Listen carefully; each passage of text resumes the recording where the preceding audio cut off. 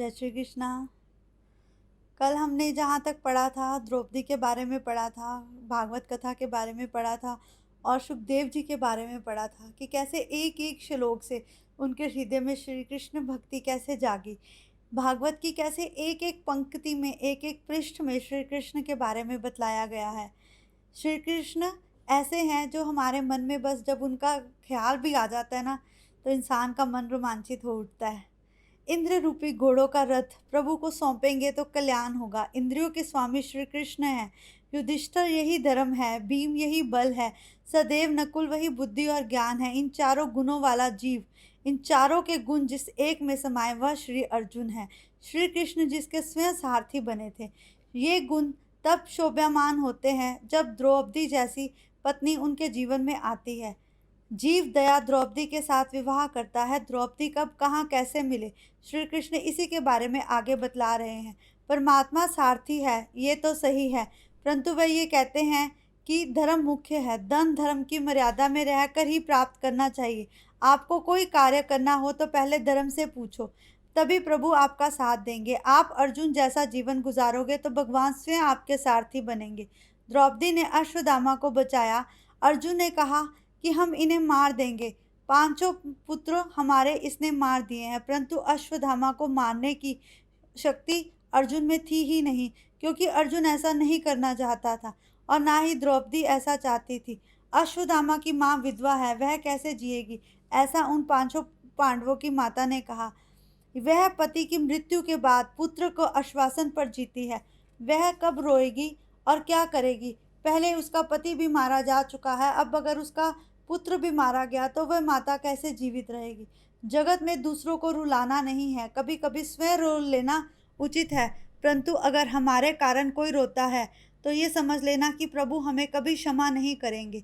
द्रौपदी यही कहती है कि मैंने बहुत कुछ खोया, अब मैं किसी माँ से उसका पुत्र नहीं छीनना चाहती। आज मेरे पुत्र मर गए हैं तो मैं ये नहीं चाहती किसी और माता का पुत्र मरे, परंतु श्री कृष्ण ये कहते हैं कि तेरे करने से कुछ भी नहीं होगा, होगा वही जो भगवान चाहेंगे। भीमसेन जी कहते हैं कि मन स्मृति से कहा गया है, अतः ताई को मारना पाप नहीं है, धर्म प्रमाण से आता है। अश्वत्थामा को मारने में कोई पाप नहीं है। श्री कृष्ण भी मनुस्मृति का मान रखकर उत्तर देते हैं कि ब्राह्मण का अपमान उसकी मृत्यु के बराबर है, अतः इसे छोड़ दो। अतः अश्वत्थामा को मारने की जरूरत नहीं है, इसका अपमान करके इसे निकाल दो। अश्वत्थामा का मस्तक नहीं काटा, परंतु उसके माथे से वह मणि छीन ली। अश्वत्थामा आज भी जीवित है, ऐसा हमारे ग्रंथों में लिखा गया है। अश्वत्थामा तेजहीन हो गए। अब भीमसेन ने सोचा कि इसे मारने में बाकी रह ही क्या गया है, अब इसे छोड़ देना ही उचित है। सुखदेव जी सावधान करते हैं, हे राजन, अश्वत्थामा ने सोचा कि पांडवों ने मेरा अपमान किया है, अब मैं इसका बदला लूंगा, अपना पराक्रम दिखाऊंगा।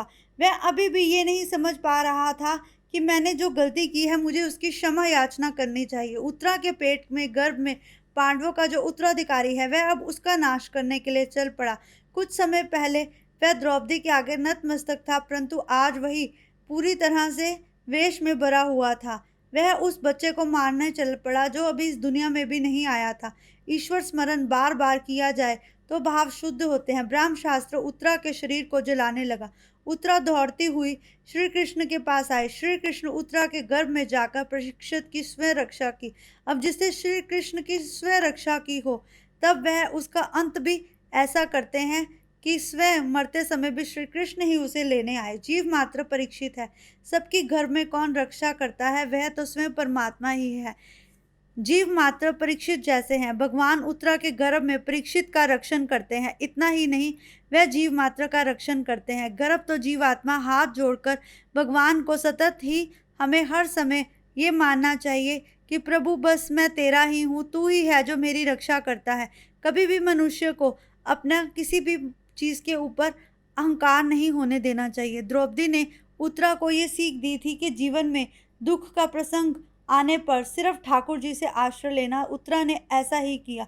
दुख के प्रसंग के समय श्री कृष्ण की शरण में जाना उचित है, परंतु इसके साथ साथ ये भी सोचना चाहिए कि सुख में भी श्री कृष्ण को याद रखना चाहिए, क्योंकि कन्हैया ऐसे है जो उन्हें सुख दुख दोनों में याद रखता है, वह स्वयं उसकी रक्षा करते हैं। उत्तरा की रक्षा के लिए पांडवों के पास कुछ नहीं था, इसलिए वह स्वयं श्री कृष्ण ने आकर उसकी रक्षा की। माता के पेट में ही परीक्षित को परमात्मा के दर्शन हुए, अतः उत्तम श्रोता है। भगवान किसी के गर्भ में नहीं जाते, परमात्मा की लीला अपार है। देवकी के पेट में प्रभु गए थे। देवकी के भास बाती कराया गया था कि वे पेट में गए हैं, परंतु ऐसा नहीं हुआ। प्रभु ने तो साक्षात ही जन्म ले लिया। आज भक्त की रक्षा के लिए वे आते हैं। जब कभी किसी मनुष्य ने उन्हें अंतः पीड़ा में याद किया है, वे ज़रूर आते हैं, परंतु मनुष्य दिल का सच्चा होना चाहिए।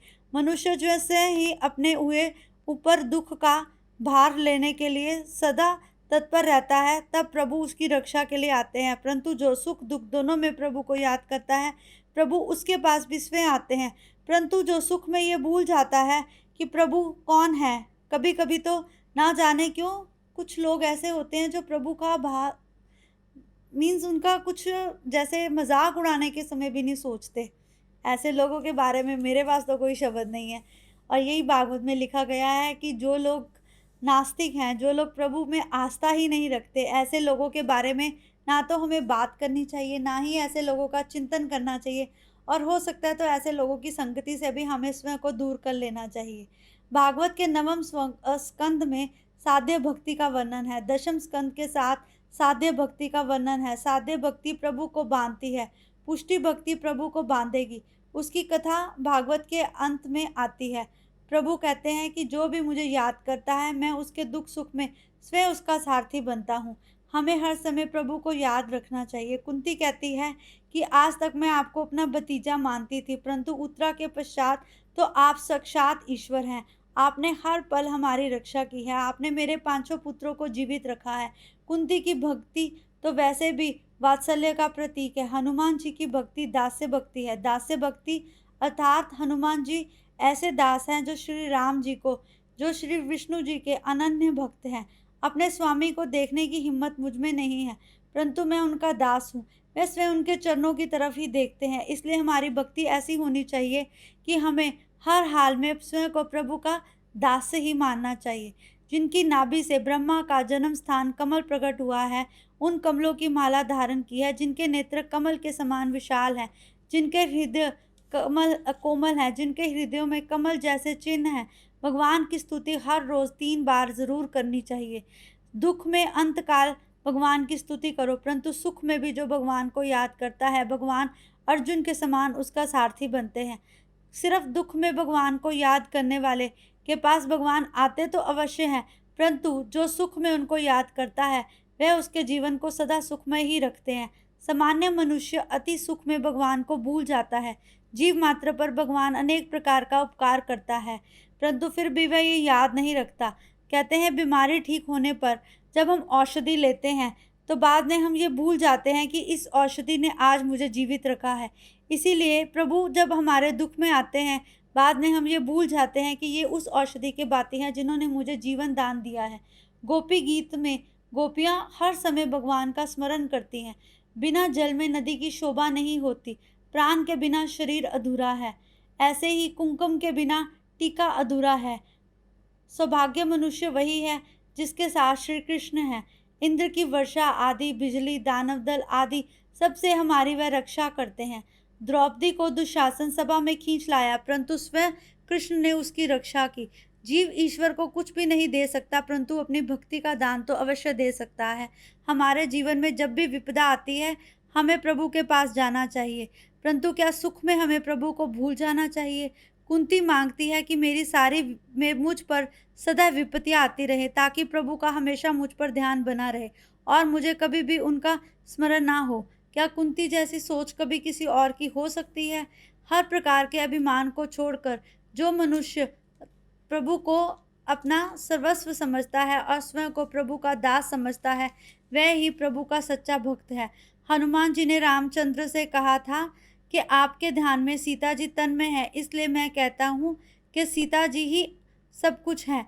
नाथ, जब आपका स्मरण भजन ना हो तो समझ लेना कि मुझ पर कोई विपदा आने वाली है। जब मेरे सांसों से आपका स्मरण छूट जाए तो ये समझ लेना कि अब मैं किसी विपदा में घिरने वाला हूँ। जब मुझे अपनी खुशियों का अभिमान होने लग जाए, कहते हैं मनुष्य के पास जब खुशियाँ आती है ना, तो उसे बार बार ये लगता है मुझे किसी की नज़र ना लग जाए, मेरे साथ कुछ बुरा ना हो जाए, परंतु ईश्वर कहते हैं अगर उन सुख में तू मुझे याद करे, अगर तू दूसरे मनुष्य में नर को देखे और ये सोचे कि इसमें नारायण का वास है और स्वयं कोई हमारी खुशियों से कभी भी नहीं जलता, हम स्वयं ही ऐसा अपने मन में भ्रांति पाल लेते हैं। प्रभु कहते हैं कि कभी भी कुछ ऐसा नहीं हो सकता जो तेरे लिए अच्छा ना हो, किंतु उस प्रोफेसर की तरह तुझे हमेशा बच्चों को ये समझाने की ज़रूरत होती है कि अगर कक्षा में उत्पात करोगे तब तुम्हारा बुरा ही होगा। जो बच्चे कक्षा में प्रोफेसर की बातें नहीं सुनते, जो बच्चे अपने माता-पिता की बात नहीं सुनते, जिन बच्चों को ये लगता है कि बस ये तो इनको आदत है बोलने की, ऐसे बच्चों के बारे में कोई भी कुछ नहीं कह सकता। इसीलिए श्री कृष्ण कहते हैं कि जो भक्त मेरे बारे में सुनते ही नहीं हैं, इनको बारे में मैं बार-बार क्या कह सकता हूँ।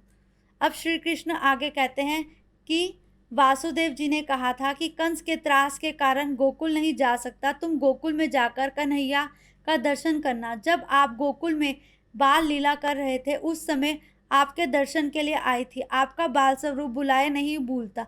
मर्यादा भक्ति, पुष्टि भक्ति इस प्रकार प्रशंसा करती है। कुंती यशोदा की प्रशंसा कर रही थी। सगुण ब्रह्म का साक्षात्कार करने से संसार में आसक्ति बनी रहती है। स्तुति के आरंभ और समाप्ति दोनों ही प्रभु को बहुत प्रिय हैं। संख्या शास्त्र के तत्वों का प्रतिपादन, श्लोकों की स्तुति, इन सब में प्रभु की एक एक रचना के बारे में बहुत अच्छी तरह से बतलाया गया है। भगवान सब कुछ करते हैं। भगवान तो कभी भी अपने भक्त से नाराज नहीं होते। कुंती का भाव जानकर भगवान वापस लौटे। कुंती के महल में पधारे, अतिशय आनंद हुआ। कुंती कहती है कि मैंने रास्ता रोककर भगवान से ये विनती की कि आप हर समय मेरे पास रहे। द्रौपदी कहती है मैंने अपनी उंगली काट ली। सुभद्रा कहती है कि तुम्हारी भांति मुंह बोली, किंतु सगी बहन मैं हूँ। अंत में आपस में आए, मुझसे मिलने आए थे। समय कुछ नहीं बोल सकता। वह कहती है कि भीष्माचार्य का प्रेम दिव्य था। कृष्ण कहते हैं कोई सगाई संबंध कोई नहीं मानता। भीष्म पितामह उस समय बाणशैया पर सोए हुए हैं। उनका मरण सुधारने के लिए भगवान आपस में आए थे, किंतु संतों की मृत्यु मंगलमय होती है। आप जानते हो कभी भी हमें कुछ ऐसा नहीं करना चाहिए जिससे भगवान हमसे नाराज हो। भीष्म पितामह की मृत्यु किस प्रकार होगी ये कोई नहीं जानता। भीष्म पितामह की मृत्यु देखने के लिए बड़े बड़े संत और ऋषि मुनि वहां पधारे थे। प्रभु के धर्मराज का उपदेश दिया था, उन्हें संत आत्मा नहीं मिल रही थी। भीष्म पितामह के पास जाने के लिए भगवान कहते हैं बाण गंगा के किनारे जहाँ भीष्म सोए हैं उस स्थान पर सब आए। भीष्म सोचते हैं कि उत्तरावस्था में उत्तरा नारायण में मुझे मरना है। भीष्म पितामह ने काल से कहा कि मैं तेरा नौकर नहीं हूँ, मैं तो अपने श्री कृष्ण का सेवक हूँ। भीष्म द्वारकाधीश द्वारकानाथ का ध्यान करते हैं। भीष्म को हर समय श्री कृष्ण का चिंतन रहता है। भगवान को भीष्म ने वचन प्रद कर दिया था। कौरव पांडवों के युद्ध के समय भीष्म पितामह दुर्योधन से कहते हैं दादाजी 8 दिन तो हो गए, फिर भी आपको पांडव मार नहीं सके, आप ठीक तरह से लड़ते ही नहीं हैं। तब वो कहते हैं कि आपको आज तो अर्जुन को मारना ही होगा। तब भीष्म पितामह ने भीष्म आवेश में आकर ऐसी प्रतिज्ञा कर ली। अब श्री कृष्ण ये जान लिया। श्री कृष्ण को ये जानकर बहुत दुख हुआ। श्री कृष्ण ने ये जानते थे कि अब बस भीष्म पितामह का काल आने वाला है, क्योंकि भीष्म पितामह कुछ समय पहले ही श्री कृष्ण से मिले थे और उन्होंने श्री कृष्ण को ये बतलाया था। दुर्योधन की पत्नी भानुमति से वह मिले और कहा दादाजी तो घर पर हैं ही नहीं। भीष्म पितामह ध्यान कर रहे हैं। भीष्म पितामह कहते हैं कि जिसका श्री कृष्ण रक्षक है उसे मैं क्या मारूंगा, परंतु फिर भी वह उसे मारने का प्रण कर लेते हैं। अब कल आगे इसके साथ साथ बस आगे चलते जाएंगे। आज बस यहीं पे विश्राम करते हैं। जय श्री कृष्णा।